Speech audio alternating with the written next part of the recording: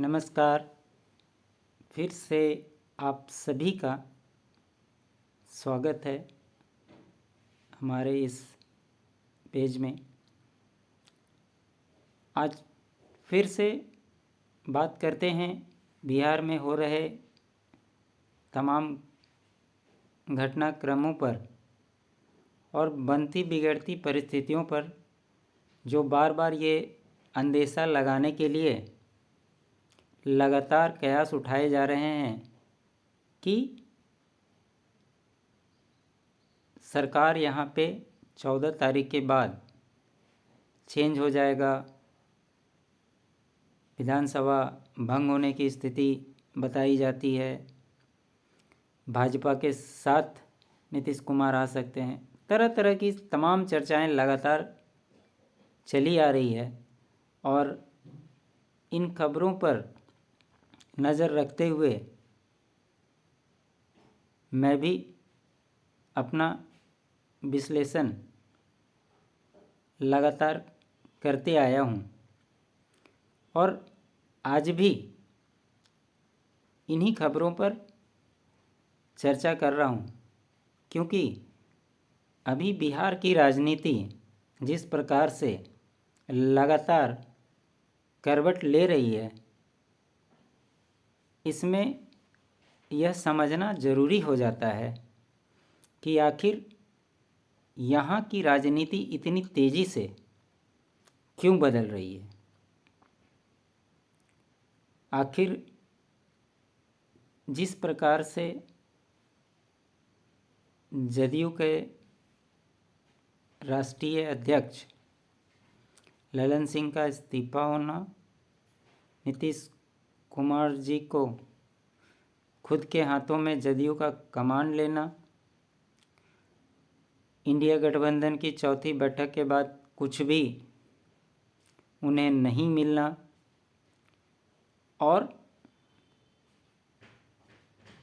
हर नए दिन बनते हुए समीकरणों पर चर्चा करना, मीटिंग का दौर लगातार होना, ये सब बातें इसी ओर इशारा कर रही है कि कुछ न कुछ संभावनाएं बन रही है, जो आपको 14 जनवरी के बाद बहुत तेज़ी से एक स्वरूप लेती हुई नज़र आएगी।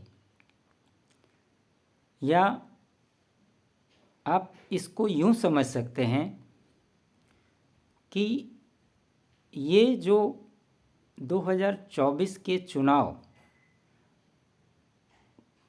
और 2025 बिहार विधानसभा के चुनाव होने हैं, नीतीश कुमार के लिए कहीं न कहीं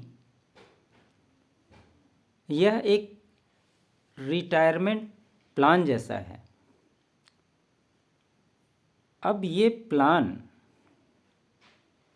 किस कंपनी में बेहतर मिलेगा, लेने वाला तो इसको ज़रूर देखेगा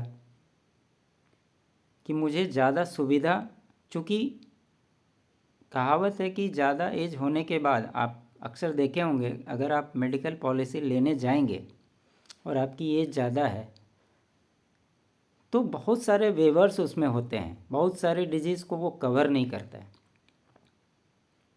कहने का मतलब ये है कि अभी नीतीश कुमार जिस पड़ाव पे हैं, उसमें सबसे अच्छा रिटायरमेंट प्लान उन्हें क्या मिल सकता है, वो अभी उसी की तैयारी कर रहे हैं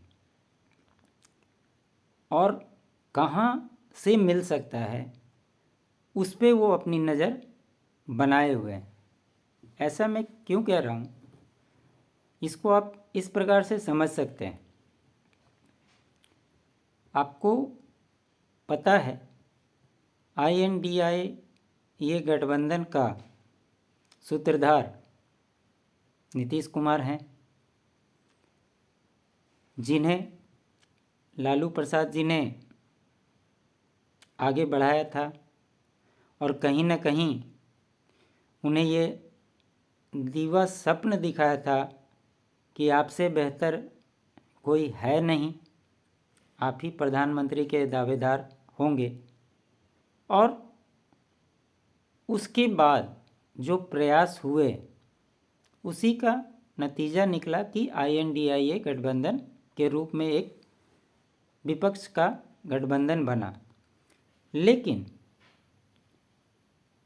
पिछले 4 बैठक होने के बावजूद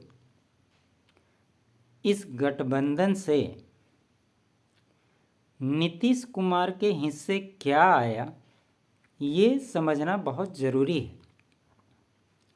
जिस प्रकार से संयोजक पद की बात हुई और संयोजक नहीं बनाया गया, प्रधानमंत्री चेहरे की बात हुई, तो आपने देखा होगा कि लास्ट मीटिंग जो दिल्ली में हुई थी, किस प्रकार से ममता बनर्जी ने खड़गे का नाम आगे किया और अरविंद केजरीवाल ने सहमति जताई। इन सारे घटनाक्रमों को सिलसिलेवार ढंग से अगर आप देखते हैं तो निश्चित तौर पे इस मुहिम को शुरुआत करने वाले नीतीश कुमार जी के हाथ में आज कुछ भी नहीं है, उनका हाथ खाली है। और चूँकि लोकसभा का चुनाव बहुत जल्द होने वाला है, उसकी शुरुआत हो चुकी है, तो कहीं ना कहीं वो अपने रिटायरमेंट प्लान को अच्छा सा अच्छा प्लान वो कैसे ले सकें उस पे वो निश्चित तौर पे विचार कर रहे हैं। और उसी का नतीजा है कि आज बिहार में आप देखेंगे हर एक दिन नए नए समीकरण बनते बिगड़ते आपको नज़र आ रहे हैं।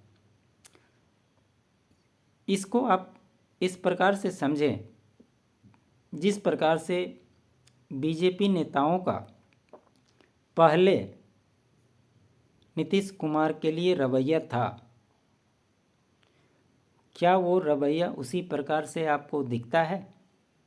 आज उसमें आपको बहुत ज़्यादा बदलाव आपको दिखेगा। ये क्या दर्शाता है? सवाल ये भी उठता है कि जिस प्रकार से भाजपा नेताओं का यह बयान कि कुछ भी हो जाए नीतीश कुमार को शामिल न करेंगे, ये समझना पड़ेगा। और आपको भी पता है कि राजनीति में असंभव कुछ भी नहीं है। अब सवाल ये भी उठता है कि भाजपा नीतीश को क्यों लेगी और नीतीश INDI गठबंधन में आगे भी कुछ नहीं मिलेगा, ऐसा क्यों? आपको पता है RJD MY समीकरण की पार्टी है और बिहार में उसके 33% वोट हैं। आप यह मान करके चलें कि अगर नीतीश कुमार महागठबंधन के साथ लोकसभा चुनाव में उतरते हैं तो उनके समीकरण के वोट नीतीश कुमार को नहीं पड़ेंगे। वैसी स्थिति में वो वोट जो है अपना उनका जो वोट है वो डायरेक्ट कन्वर्ट हो जाएगा भाजपा की ओर। यह भी नीतीश कुमार अच्छे से समझते हैं। नहीं तो अगर मान लीजिए जैसा कि कहा जाता है कि उनका वोट प्रतिशत 15-16% है और महागठबंधन का जो वोट 33% है, अगर उसमें 16% आप जोड़ दें तो टोटल वोट हो जाता है 42-43%। और अगर ये 42% वोट एकजुट हो करके महागठबंधन को पड़ जाएगा तो क्या बीजेपी इस स्थिति में रहेगी कि वो यहाँ पे चुनाव जीत सके? ऐसा नहीं हो सकता। लेकिन आप यह मान कर चलें कि अगर महागठबंधन में नीतीश कुमार रहते हैं तो उन्हीं के कार्यकर्ता नीतीश को हराने के लिए हर एक प्रयास करेंगे और निश्चित तौर पे उसका खामियाजा नीतीश कुमार को भुगतना पड़ेगा। तो क्या नीतीश कुमार ऐसी गलती करेंगे? और अगर चुनाव में करारी हार हो जाती है तो फिर उनका रिटायरमेंट प्लान का क्या होगा? ये भी बहुत बड़ा सवाल है। आप इसको इस प्रकार से भी देखिए, अभी 22 जनवरी को जो अयोध्या में रामलला का प्राण प्रतिष्ठा होने जा रहा है और बीजेपी जिस प्रकार से इसको भव्य रूप दे रही है और जिस प्रकार से उसके बाद भी उनके कार्यक्रम तय हैं और उसके तुरंत बाद 2024 का चुनाव है, तो क्या आपको नहीं लगता कि इस देश के लोग जो सनातन में आस्था रखते हैं उनका वोट बीजेपी की और एनडीए की ओर शिफ्ट ना हो? इसका कोई कारण आपको समझ में आता है? ऐसा बिल्कुल नहीं है। दूसरी बात, अब इस रिटायरमेंट पॉलिसी में नीतीश कुमार को आने से इनके अलायंस के जो लोग पहले से आए हुए हैं उन्हें क्या नुकसान होगा, ये भी समझने की बात है। इसको भी समझना ज़रूरी है। 2019 में जब चुनाव हुआ था बीजेपी की 22 सीटें थी और टोटल 34 सीटें इनकी थी। लेकिन जब नीतीश कुमार गठबंधन में आए तो बीजेपी अपनी सीटें कम करके डोमिनेट करते हुए नीतीश कुमार को भी 17 सीटें दी थी।